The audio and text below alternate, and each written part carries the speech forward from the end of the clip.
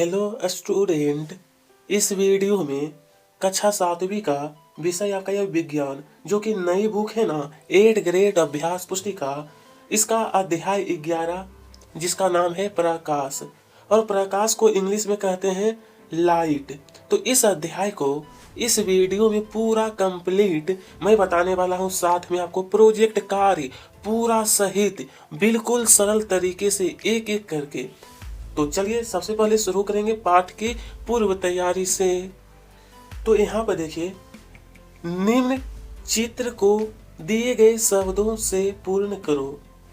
चलिए आपका ये सफेद, तो सबसे पहले बैगनी, जामुनी, नीला, हरा, पीला, नारंगी, लाल।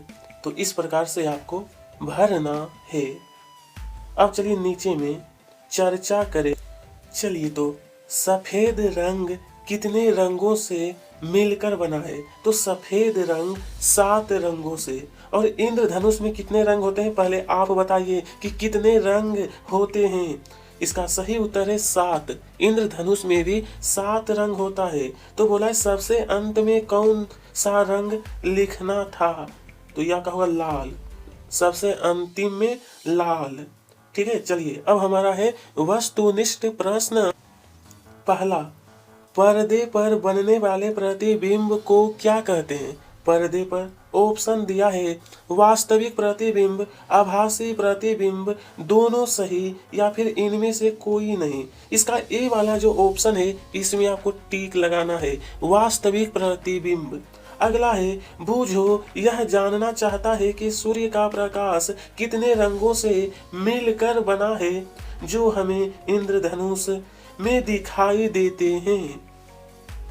ऑप्शन में दिया है ना 3 या फिर 5, 7, 9।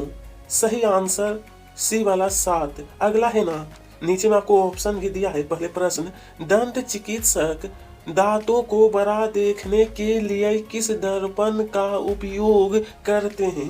प्रिय विद्यार्थी, आपका ऑप्शन है अवतल दर्पण, उत्तल दर्पण, अवतल लेंस, उत्तल लेंस। यानी इसमें जो होता है ना, अवतल दर्पण का प्रयोग किया जाता है, क्योंकि अवतल दर्पण से कोई भी बिंब का क्या बड़ा उसकी आकृति बनता है अवतल दर्पण में। ठीक है। प्रश्न नंबर 4, पहेली ने एक लेंस को हाथ में लेकर स्पर्श किया, वह किनारे पर पतला एवं बीच में मोटा प्रतीत हुआ, वह कैसे लेंस होगा? आपका ऑप्शन है अवतल लेंस या फिर उत्तल लेंस, ए बी दोनों, इनमें से कोई नहीं। बी होगा उत्तल लेंस। उत्तल लेंस क्या होता है ना कि बीच में आपका मोटा और किनारों पर पतला होता है। ठीक है।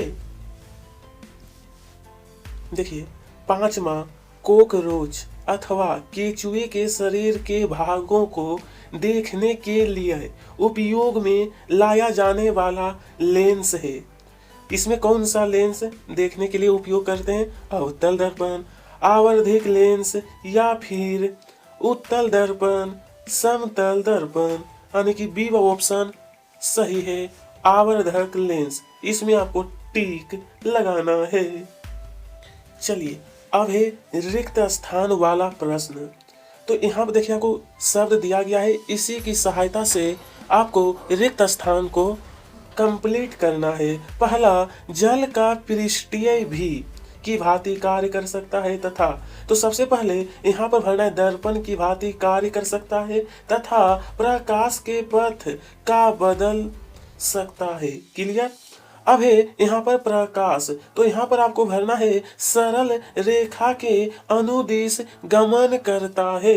नंबर 3 है प्रिज्म सूर्य के प्रकाश की एक किरण पुंज को विभक्त कर देता है।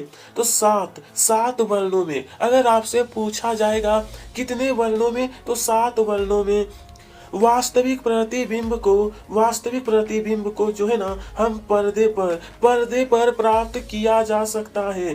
5 नंबर में कहा है सूर्य को या किसी चमकीले प्रकाश को देखना खतरनाक है। उत्तल लेंस से। कौन से? तो उत्तल लेंस से। तो इस तरीके से प्रिय विद्यार्थी 1 से लेकर 5 तक आपको सही सही तरीके से रिक्त स्थान कंप्लीट करना है। अब देखेंगे अति लघुत्तरीय। अब है स्टेन लेंस। इस्पात की चमकदार प्लेट अथवा इस्पात की चमकदार चम्मच प्रकाश की दिशा को परिवर्तित कर सकती है। इसका क्या कारण है? कारण बताना है। तो प्रकाश के परावर्तन के कारण। अगला, हमें सूर्य के प्रकाश को काले चश्मे या एक्सरे फिल्म के द्वारा ही क्यों देखना चाहिए? सूर्य का जो प्रकाश होता है विद्यार्थी, उसे हमको काले चश्मे या एक्सरे फिल्म के द्वारा ही क्यों देखना चाहिए? इस प्रश्न का उत्तर, क्योंकि सूर्य के प्रकाश में हानिकारक परावैंगनिक किरण होती है, इसलिए। ठीक है, चलिए प्रश्न नंबर 4। पहेली यह जानना चाहती है कि हम वस्तुओं को किस प्रकार देख पाते हैं, किसी भी वस्तु को।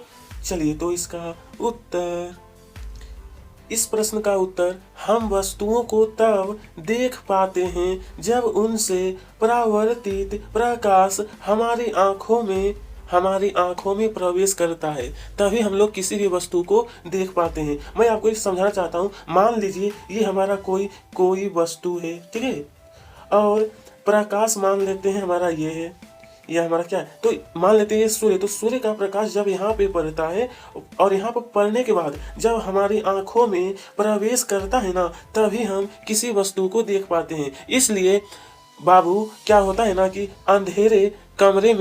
अंधेरे में हम किसी भी वस्तु को नहीं देख पाते हैं। ठीक है। अब प्रश्न 5। आंख, कान, गला परीक्षण करने वाले चिकित्सक किस दर्पण का उपयोग करते हैं और क्यों? प्रिय विद्यार्थी, इसका उत्तर रहेगा अवतल दर्पण का। अवतल दर्पण का उपयोग, ताकि क्या होता है ना कि इसका उपयोग करें तो वो प्रतिबिंब बड़ा बनता है। अवतल दर्पण में प्रतिबिंब बड़ा बनता है। चलिए प्रश्न है, कोई लेंस जो किनारों पर पतला है, किनारों पर क्या है? पतला, और बीच से मोटा, जिसे सूर्य की रोशनी के सामने रखकर किसी वस्तु जैसे रुई को जलाने में किया जा सकता है, उसका नाम लिखिए। तो ये रहा इसका नाम, उत्तल लेंस। उत्तल लेंस की देखिए आकृति इस प्रकार से होता है, ये आपका उत्तल लेंस हो गया। ठीक है, और अवतल का इस प्रकार से होता है। प्रिय विद्यार्थी, हम लोगों ने अति लघुत्तरीय को काफी सरल तरीके से पूरा किए हैं। उसी प्रकार से अब लघुत्तरीय प्रश्न है, बूझो कि स्कूटर का पार्श्व दर्पण टूट गया, मैकेनिक ने उसमें उत्तल दर्पण के स्थान पर समतल दर्पण लगा दिया। बूझो को गाड़ी चलाते समय किन परेशानियों का सामना करना पड़ेगा? तो देखिए, समतल दर्पण का दृष्टि क्षेत्र बहुत कम होता है, इससे पीछे से आने वाले वाहनों को देखने में मुश्किल होगी। समतल दर्पण में वस्तुओं की दूरी का सही अनुमान लगाना भी मुश्किल होगा। ठीक है, समतल दर्पण में। ठीक है,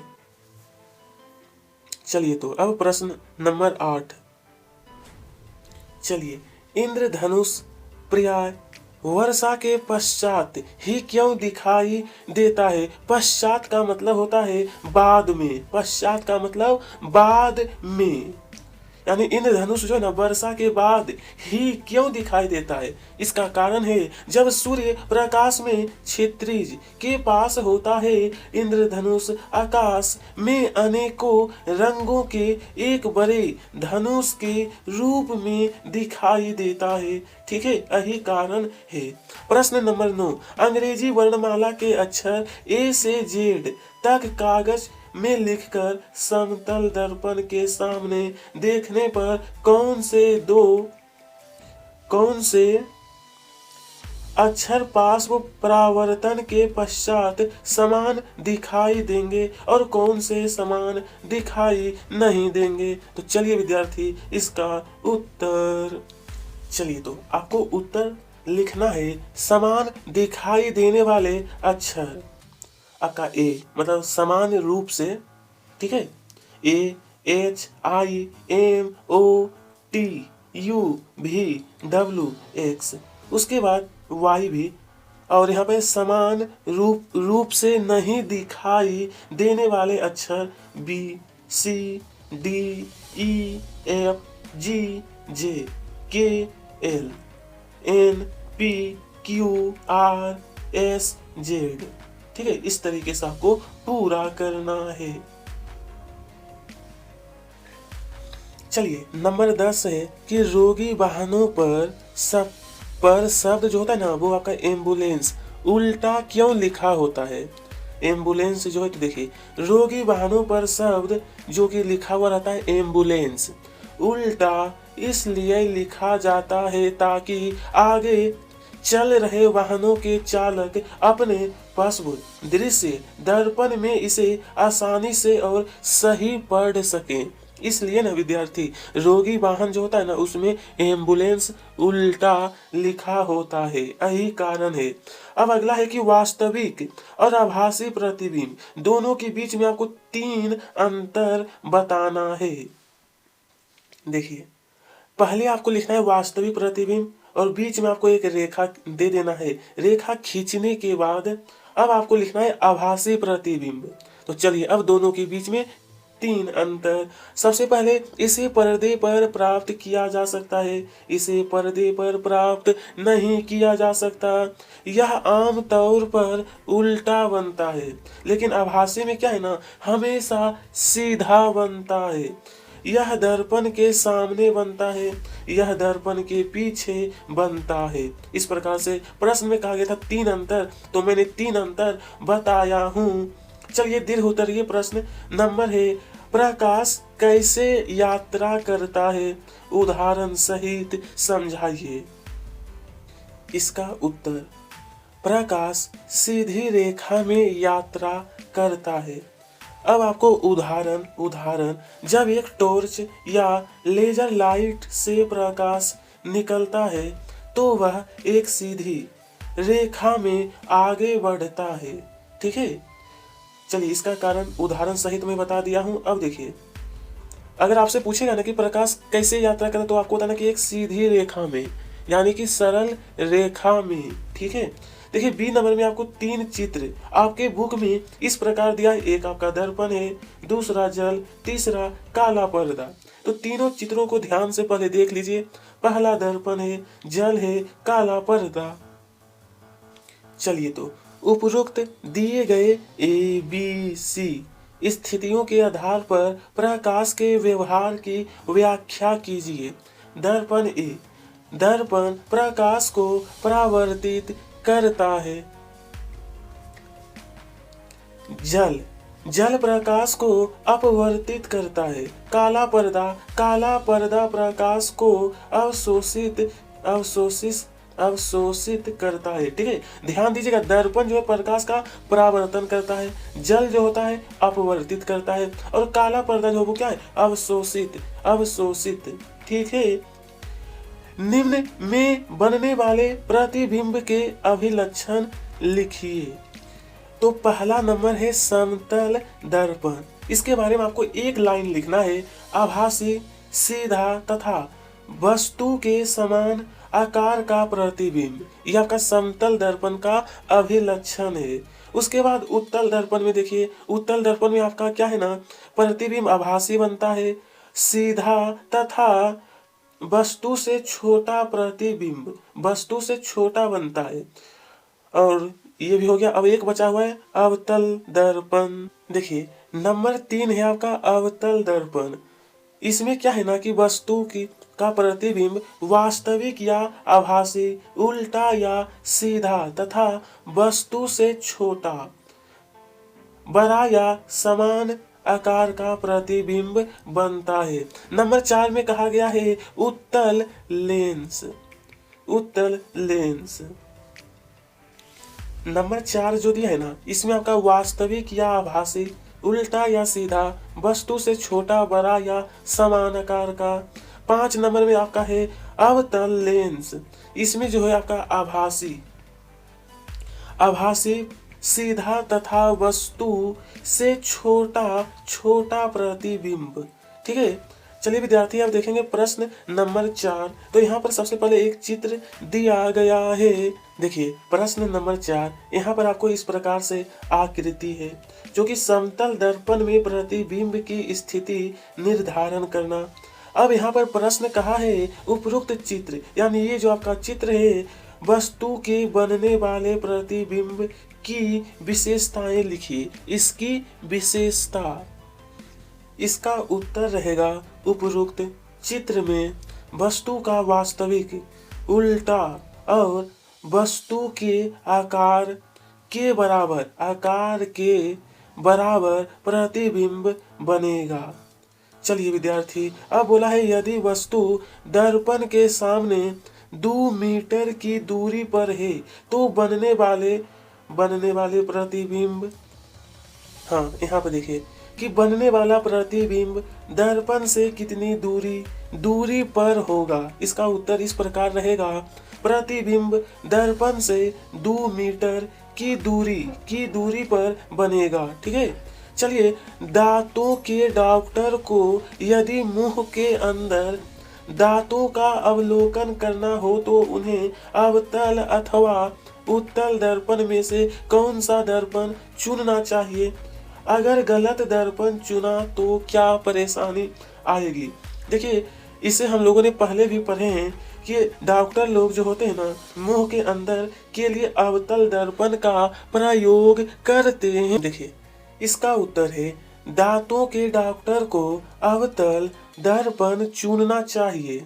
यदि डॉक्टर उत्तल दर्पण चुनते हैं तो उन्हें दांतों का बहुत छोटा प्रतिबिंब दिखाई देगा, जिससे समस्याओं का पता लगाना मुश्किल हो जाएगा। ठीक है, इसलिए डॉक्टर लोग जो होते हैं ना, वो अवतल दर्पण का उपयोग करते हैं। इसमें क्या है, प्रतिबिंब जो है ना बड़ा बनता है। चलिए प्रश्न 5, यहाँ है अवतल दर्पण के लिए परीक्षण कर सारणी को पूर्ण कीजिए। देखिए इस प्रकार से तालिका दिया गया है। बिंब की दर्पण से दूरी या का प्रतिबिंब की प्रकृति बताना है। बिंब से छोटा या बड़ा, उल्टा या सीधा, वास्तविक या आभासी। तो सबसे पहले 5 सेंटीमीटर ये आपका बड़ा है, सीधा, आभासी। उसी प्रकार 10 अत्यधिक बड़ा, उल्टा ये आपका वास्तविक है, वास्तविक। समान आकार का, उल्टा, वास्तविक। ये आपका छोटा है, उल्टा, और ये आपका वास्तविक। उसी तरीके से यहाँ देखिए 40 सेंटीमीटर है ना, ये आपका छोटा, उल्टा और वास्तविक।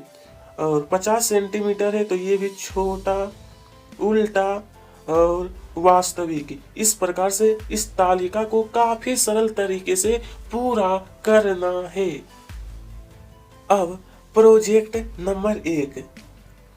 नंबर 1 में जैसा कि कहा गया है ना कि अपने दैनिक जीवन में विभिन्न लेंस एवं दर्पण का उपयोग देखते हैं। इनके उपयोग नीचे दी गई तालिका में लिखते हुए तालिका को क्या करना है, कंप्लीट करना है।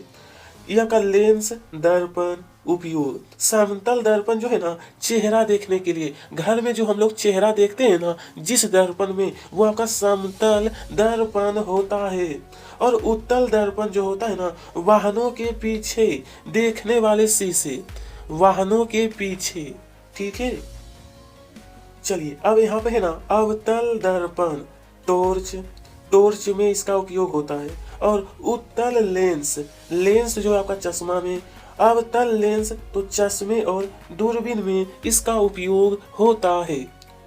ठीक है, चलिए प्रोजेक्ट संख्या 2, 7 रंगों से कागज की वृत्ताकार शीट को रंग कर एक न्यूटन की डिस्क का निर्माण कीजिए एवं नीचे दिए गए स्थान पर बनाने की विधि को अपने शब्दों में लिखो एवं कक्षा में डिस्क का प्रस्तुतिकरण कीजिए। तो चलिए ये जो आपका बॉक्स है, यहाँ पर जो आपको लिखना है वो मैं आपको बता देता हूँ।